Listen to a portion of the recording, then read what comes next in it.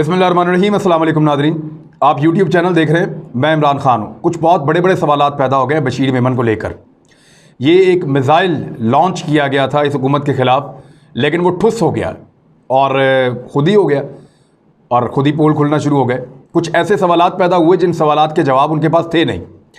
देखिए, बशीर मेमन एक ब्यूरोक्रेट हैं और उन्होंने एक अच्छी शोहरत के साथ बज़ाहिर उन्होंने अपनी पूरी ब्यूरोक्रेसी लाइफ गुजारी है। लेकिन यहाँ पंजाब में होता पता क्या है कि जो ब्यूरोक्रेट PMLN का वफ़ादार हो उसकी शोहरत अच्छी हो जाती है। यानी ज़रूरी नहीं है कि वो ब्यूरोक्रेट भी अच्छा हो, लेकिन यहाँ बहुत सारे ब्यूरोक्रेट ऐसे हैं जिनकी PMLN के साथ वफ़ादारी थी और इस वजह से वो एक अच्छी शोहरत पंजाब में इंजॉय करते थे। मीडिया के लोग, पंजाब के सहाफ़ी, पंजाब की ब्यूरोक्रेसी, पंजाब के सियासतदान उनको अच्छा कहते हैं और ये इंप्रेशन उनका बन जाता है जब लगातार बहुत सारे लोग कह रहे हो तो। लेकिन जब कभी वो कोई इम्तिहान में आता है तो पता चलता है कि एक्चुअली हुआ क्या था। देखें, बशीर मेमन बतौर DG FIA वज़ीर आज़म से भी मिलते रहे, वो बाकी पाकिस्तान की अहम तरीन सियासी और सरकारी शख्सियात से वो मिलते रहे हैं। बतौर DG FIA अदालतों में भी उनके मामला चलते रहे हैं। तो डायरेक्टर जनरल FIA का ओहदा कोई छोटा ओहदा नहीं होता, ये बड़ा तगड़ा और बहुत बड़ा ओहदा है। प्रिंसिपल सेक्रेटरी प्राइम मिनिस्टर के उनसे भी वो राब्ते में रहे, वज़रा से भी वो राब्ते में रहे और PM ऑफिस के साथ लगातार उनके राब्ते रहे। एक तो वो अपने बुनियादी इल्ज़ाम से भाग गए। उन्होंने कहा था कि वज़ीर आज़म पाकिस्तान ने मुझे कहा कि बनाओ मुकदमे, करो पर्चे। उस पर वज़ीर आज़म पाकिस्तान ने कहा जी मैंने तो कहा ही नहीं था और मैं इसमें इन्वॉल्व नहीं था। मैंने कैबिनेट में एक दफ़ा बात की, आप मिनट्स निकालें और निकाल के देख लें। अब अगर काबीना में बशीर मेमन मौजूद हैं, इमरान खान मौजूद हैं, तो मिनट्स निकालें। प्राइम मिनिस्टर चैलेंज कर रहे हैं कि मैंने ख्वाजा आसिफ का नाम लिया था और वो इसलिए कि एक वज़ीर ख़ारजा किस तरह किसी दूसरे मुल्क का मुलाजिम हो सकता है, और उस मुल्क का नहीं, उस मुल्क की एक निजी कंपनी का मुलाजिम। तो इस तरह ये केस तो बनता था। और बशीर मेमन साहब माजी में अपने एक इंटरव्यू में कह चुके हैं कि ख्वाजा आसिफ वाला मामला जो है वो हसास था और उनके खिलाफ कार्रवाई बनती थी। अब वो अपने बुनियादी इल्ज़ाम से भाग गए हैं कि इमरान खान साहब ने कहा था कि काजी फ़ायद ईसा के खिलाफ मुकदमा बनाओ या उनके खिलाफ कार्रवाई करो। यही वो चीज़ है जिसके ऊपर सबकी एकदम माथा ठनका था, क्योंकि बाकी सबके बारे में तो इमरान खान साहब मुंह से वैसे ही कहते रहते हैं, जलसों में कहते हैं, जुलूसों में कहते हैं, TV पे कहते हैं, सबके नाम लेते हैं, चोर हैं, डाकू हैं, मुल्क को लूटा हुआ, पकड़ो इनको, इदारों को चाहिए इनके खिलाफ कार्रवाई करें, हर जगह पे वो कहते हैं। यानी जिन लोगों के नाम बशीर मेमन अब कह रहे हैं कि इमरान खान साहब ने ये नाम लिए, तो उनमें आप ये देख लेना कि खुर्शीद शाह को इमरान खान साहब खुद करप्ट समझते नहीं हैं, वो कहते भी हैं और लोगों को समझाते भी हैं। नवाज शरीफ, मरियम नवाज, शहबाज शरीफ के बारे में वो खुद कहते हैं, उनका ईमान है कि ये करप्ट है। और असफंद यार वली के बारे में इमरान खान साहब खुद कह चुके हैं करप्ट हैं, और भी बहुत सारे लोगों के बारे में कह चुके हैं। ये कोई नई बात नहीं थी। जो बड़ा और नया इल्ज़ाम था वो ये था कि जस्टिस काजी फ़ायद ईसा के बारे में इमरान खान साहब ने ये कहा कि इनके खिलाफ आप मुकदमा बनाएं। इमरान खान साहब ने उसके ऊपर डिनाई किया। अब एक इंटरव्यू दिया बशीर मेमन साहब ने मोहम्मद मालिक को, TV एंकर को, और उन्हें यह बताया कि मैंने ऐसा नहीं कहा और इमरान खान साहब ने मुझे काजी फ़ायद ईसा के ऊपर मुकदमा करने के लिए बराह रास्त नहीं कहा था, उनके लोगों ने कहा था। तो यहाँ कुछ सवालात पैदा होते हैं और अब आपको मैं झूठ पकड़ के बताऊंगा कि बशीर मेमन साहब ने कहाँ झूठ बोला है। देखिए, बशीर मेमन साहब एक ऐसे ब्यूरोक्रेट हैं जिन्होंने छुट्टी की दरख्वास्त दे रखी थी। 15 दिन के बाद उनकी रिटायरमेंट थी, यानी वो 15 तारीख को रिटायर हो रहे थे दिसंबर की, और उन्होंने अपनी जो आखिरी दिन थे रिटायरमेंट के वो छुट्टी के तौर पे गुजारने का फ़ैसला किया हुआ था। कुछ फेयरवेल होनी थी, कुछ और चीज़ें होनी थी, तो उन्होंने ये प्लान किया हुआ था। हुकूमत ने उनकी छुट्टी की वजह से या किसी और वजह से भी आप कह लें, बशीर मेमन साहब को उनकी रिटायरमेंट से 15 दिन पहले हटा के एस्टेब्लिशमेंट डिवीज़न भिजवा दिया कि ठीक है अपनी रिटायरमेंट आप वहाँ पे कर लें, और यहाँ पे लेकर आगे एक नए DG FIA को हुकूमत ने ये ट्रांसफ़र करने का फ़ैसला किया। ये ट्रांसफ़र का फ़ैसला इतना नागवार गुजरा एक उसूली मौक़िफ़ रखने वाले ब्यूरोक्रेट को कि उसने इस्तीफ़ा दे दिया। ये बड़ा बोल्ड स्टेप होता है कि कोई ब्यूरोक्रेट इस्तीफ़ा दे दे, ये बहुत मुश्किल होता है और ब्यूरोक्रेट के लिए बड़ी बेइज्जती होती है कि वो जिस पोस्टिंग पे वहाँ वो रिटायरमेंट ना ले रहा हो, बल्कि उसको रिटायरमेंट दी जा रही हो एस्टेब्लिशमेंट डिवीज़न में भिजवा के। तो हुकूमत ने भी उनके साथ एक सौतेलों वाला सलूक किया, लेकिन उन्होंने अपनी गैरत का मुजाहरा करते हुए, जुर्रत का मुजाहरा करते हुए कि मैं एक बड़ा ईमानदार, साफ और खरा ब्यूरोक्रेट हूं, लिहाजा मैं इसको बर्दाश्त नहीं करूंगा, मैं रिजाइन दूंगा, इस्तीफा दे दिया उन्होंने। और इस्तीफा देने के बाद फिर वो अपने घर चले गए। 2 दिन के बाद 2 दिसंबर को एक खबर छपती है जिसमें ट्रिब्यून में यह क्लेम किया गया बशीर मेमन की जानिब से कि बशीर मेमन का कहना है कि मेरे पे दबाव डाला जा रहा था। यानी ये आइडिया बाद में आता है, मेरे पे दबाव डाला जा रहा था, और फिर अखबार में छपी ये बात बाहर निकली, थोड़ा सा शोर मचा, बात खत्म हो गई। लेकिन आज मैं एक सवाल पूछता हूं, जब भी किसी ब्यूरोक्रेट के ऊपर जोर डाला जाता है तो उसकी 2 ड्यूटीज होती हैं। जो मेन ड्यूटीज हैं वो 2 हैं। नंबर 1, वो दबाव में ना आए, कानून और आइन के मुताबिक अपना काम करे। पहली चीज होती है कि अगर कोई गैर कानूनी काम करने का कहे तो दबाव में नहीं आना, कानून के मुताबिक, आइन के मुताबिक अपने फराइज सर अंजाम देने। दूसरी ड्यूटी क्या होती है? दूसरी ड्यूटी यह होती है कि जिस बंदे ने दबाव डाला है उसको सबक सिखाना। और वो कैसे?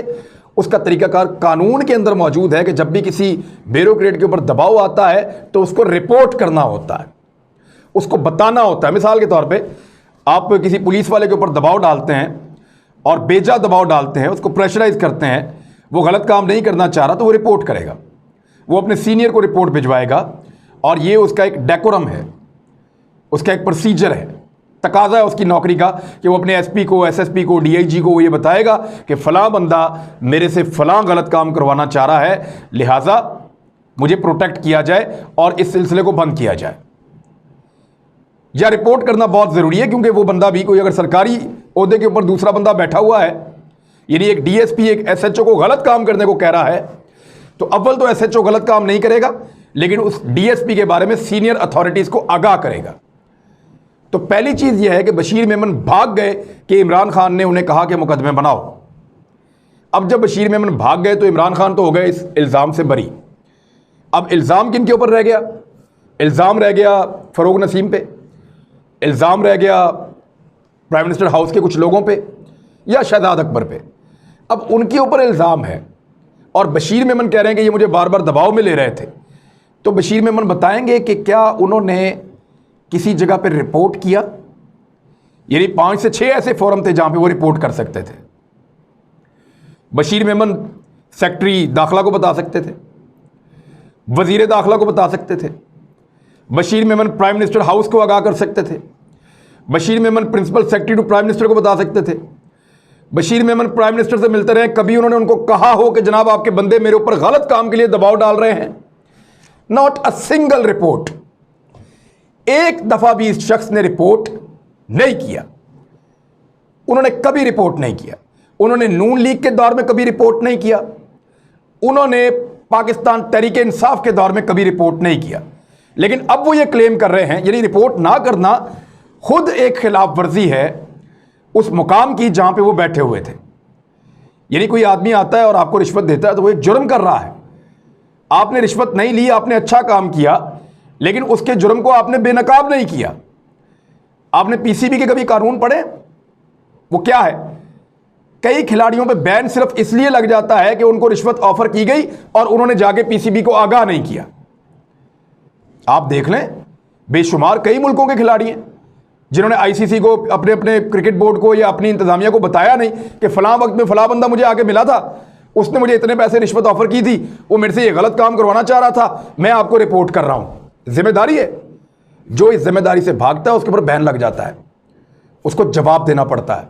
तो ऐसे ही ब्यूरोक्रेट्स की और अफसरान की ये जिम्मेदारी होती है कि जब उनको ब्राइब किया जाए, जब उनको रिश्वत देने की कोशिश की जाए या उनको दबाव में लेने की कोशिश की जाए तो वो निशानदेही करें।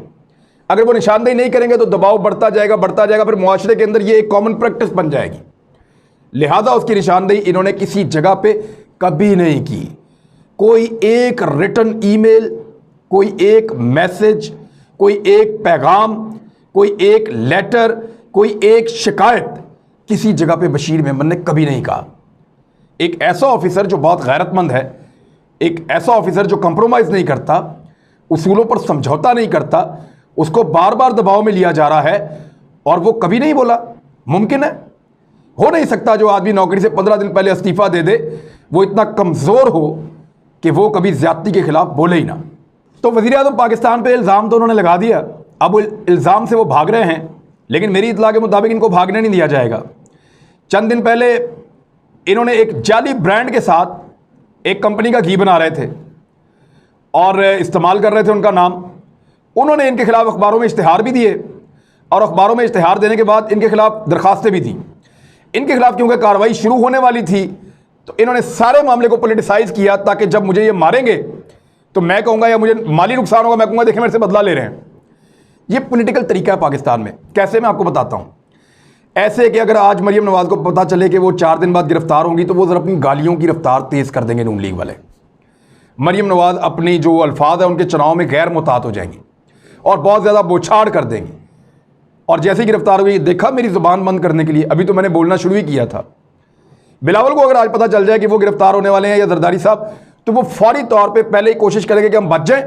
जब पता चलेगा नहीं हम गिरफ्तार होना ही है हमने, तो अटैक कर देंगे इदारों के ऊपर, वज़ीर-ए-आज़म के ऊपर, ताकतवर हलकों के ऊपर।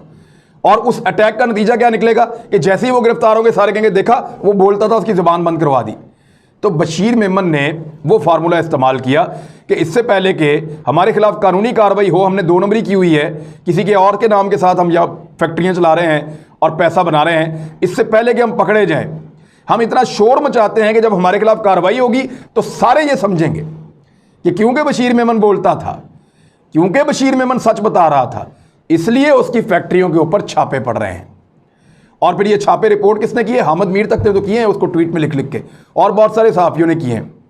सारे सहाफ़ी अब बने हुए हैं उनको बचाने के लिए, जो है वो अन्नदाता बने हुए हैं इस वक्त।